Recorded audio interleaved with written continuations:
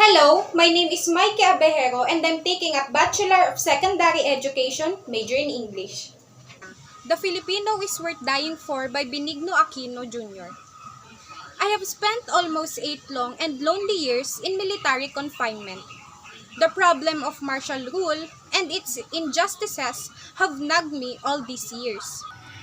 During those 8 years, I learned the true meaning of humiliation, of courage, of hunger, and endless anxiety.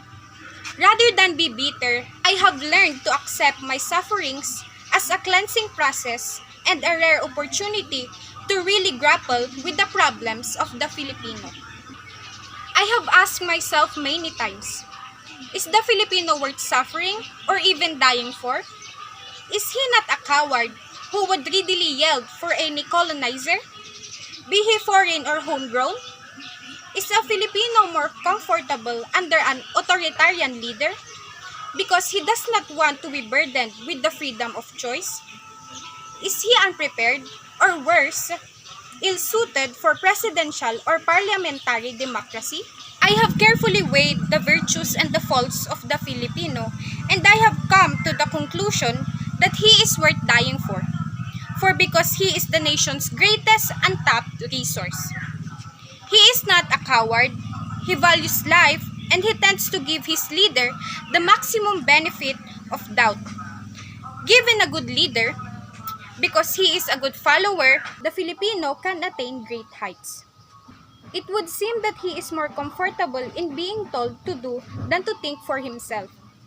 But this is only a superficial impression because deep down in his being, but puts the highest premium of human life and human dignity. Hence, he would try to adapt till his patience runs out. Is the Filipino prepared for democracy? Definitely. Even before the arrival of Spanish conquistador, he had already practiced participatory democracy in his barangay. He values his freedom because he values human life more. He will not easily take up arms and would rather wait till his patience runs out. Yes, I have gained valuable insights in prison, and like an average Filipino, I would like to tell Mr. Marcos this. I can forgive you for what you have done for me over the last 8 years, because this I can do. But I can never forgive you for depriving our people of their freedom because it is not mine to forgive. I have waited patiently for you to restore the democracy that you take away from us on the night of September 21, 1972. Like the average Filipino, please do not mistake my patience for duplicity, my conciliatory demeanor for cowardice, and lack of will. I have chosen to suffer long years of solidarity confinement rather than urge my followers to put our country to the torch because, like the average Filipino, I put the highest value of human life. And I dread the weeping of mothers whose sons will surely be sacrificed at the altar of revolution. But please, do not misinterpret this conduct for timidity and subservience. I have faced death couple of times in prison. In 1975, I went on a hunger strike for 40 days and 40 nights, and I was near death when your jailers rushed to me to the Veterans Hospital.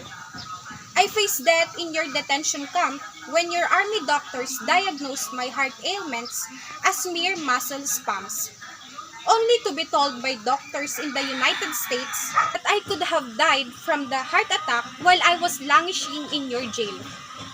Mr. Marcos, please, believe me when I tell you that, like the average Filipino, I will again willingly face death in a freedom struggle if you do not heed the voice of conscience and moderation.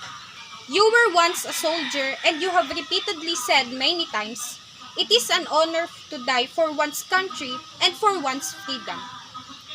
I hope you will believe in what you preach, and I pray that you shall at last desist from further trying the patience and resolve of your countrymen. Mr. Marcos, give us back our freedom or suffer the consequences of your arrogance.